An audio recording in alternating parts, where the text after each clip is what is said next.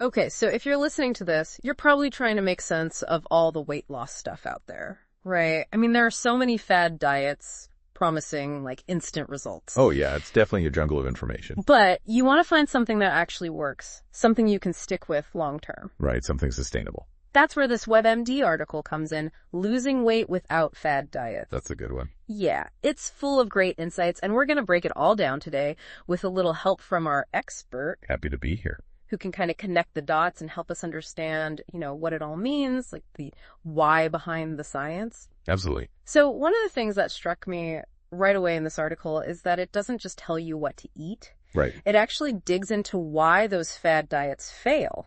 That's the key. Yeah, and I think that's huge because I know I've tried those crazy restrictive diets and yeah, you lose a few pounds, but then, life happens. Of course. You have a slice of birthday cake and suddenly you're like off the wagon and back to square one. Yeah, that's the trap.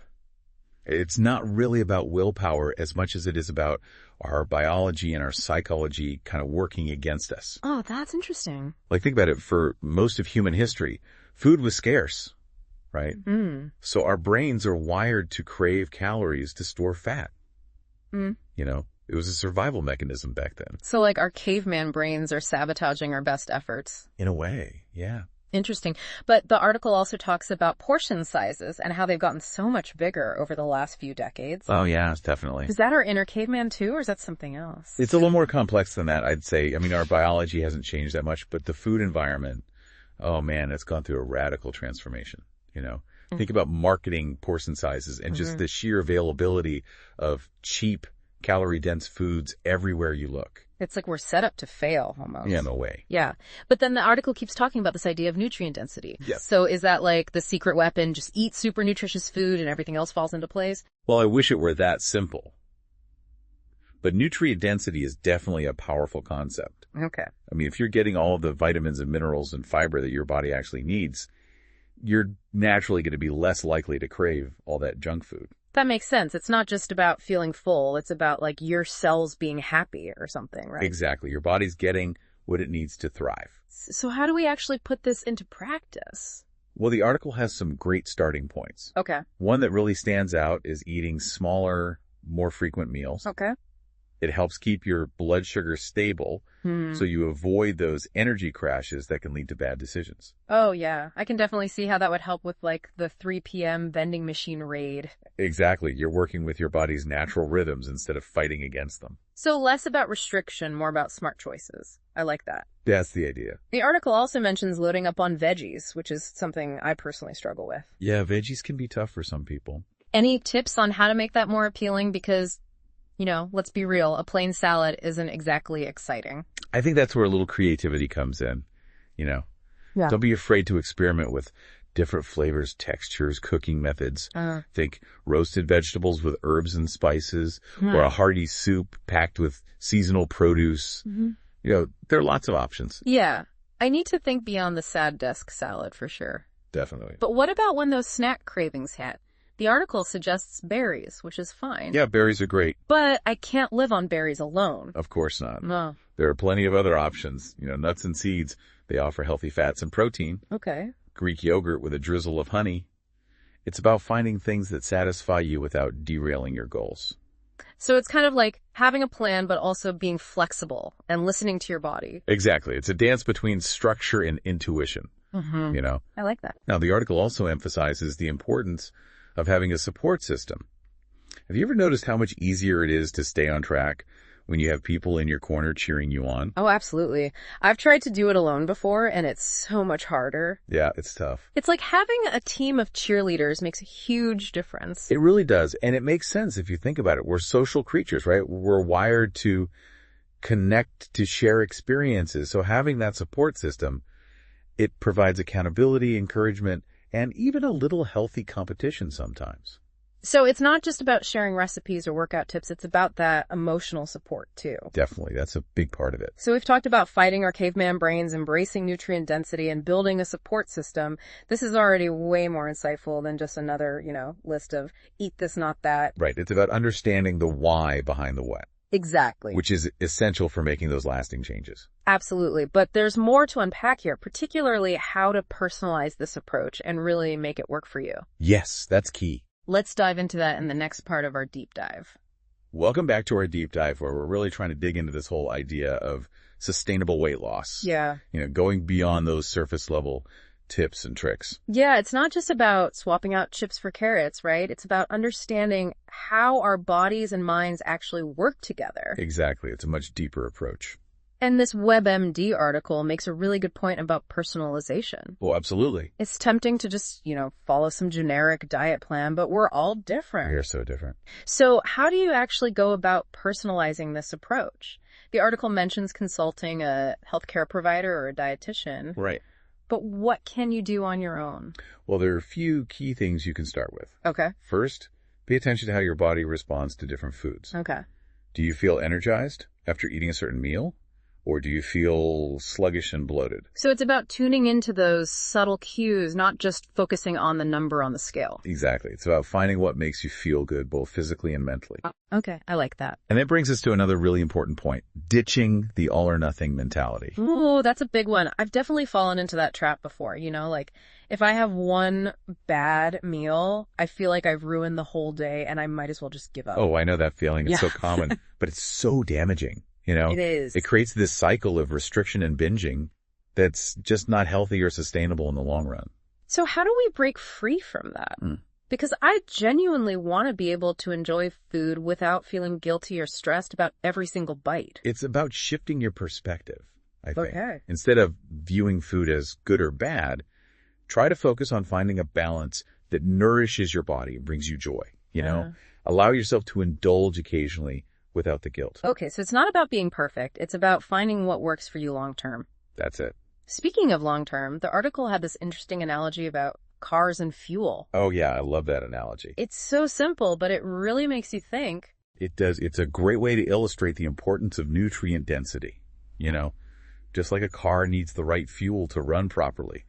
Our bodies need a balanced mix of nutrients to function at their best. And fad diets are like putting the wrong fuel in your car. Exactly. It might work for a little while, but eventually you're going to have problems. You will. And depriving your body of those essential nutrients can lead to all sorts of issues down the road, from fatigue and brain fog to, more serious health problems. That's a good reminder that weight loss isn't just about fitting into a smaller pair of jeans, right?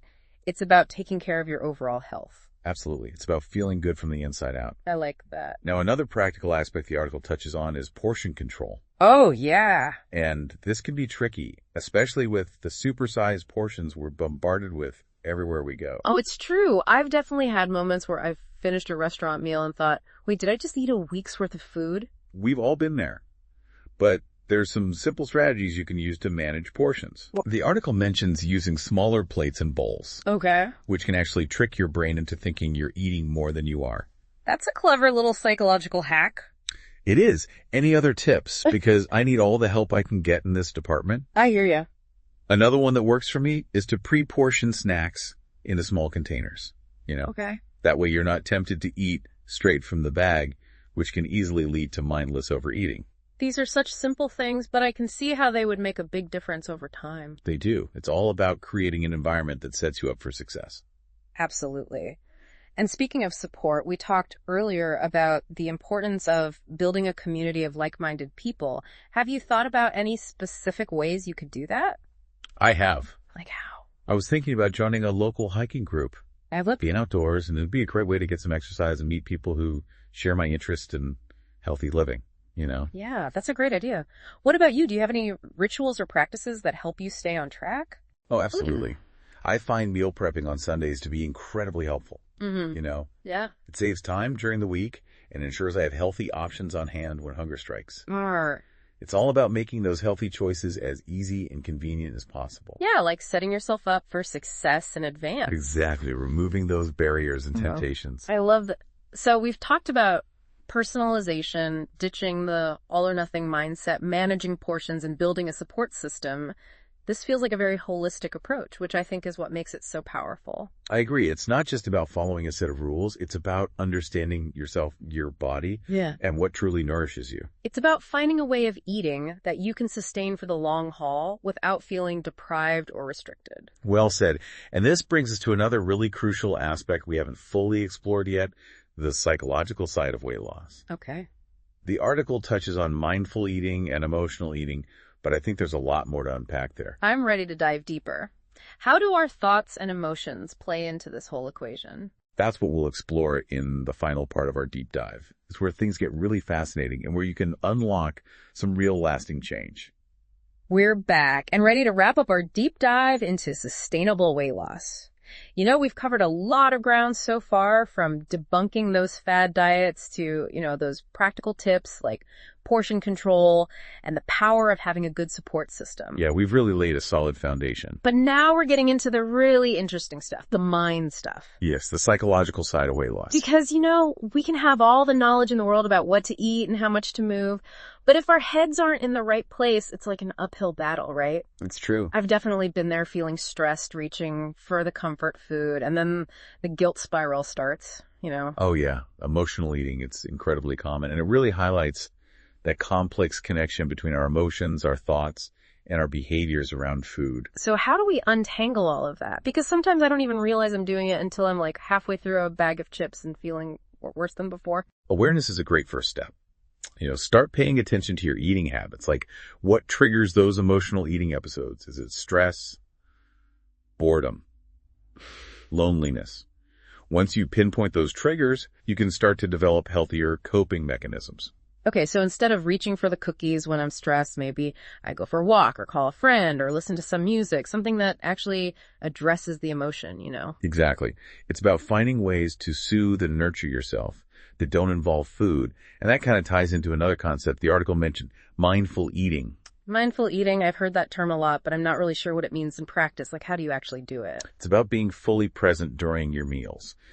Paying attention to the taste, the texture, the aroma of your food, really slowing down, chewing thoroughly, savoring each bite. It sounds almost meditative. Like, instead of just shoveling food in my mouth while I'm scrolling through my phone, I'm actually experiencing the meal. Yes, exactly. And here's why that's so powerful.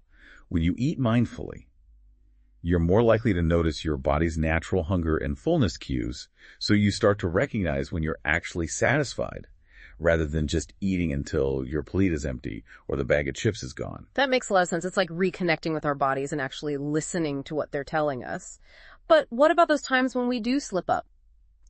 How do we avoid spiraling into that all or nothing thinking we talked about earlier? Self-compassion is key. Okay. Everyone makes mistakes.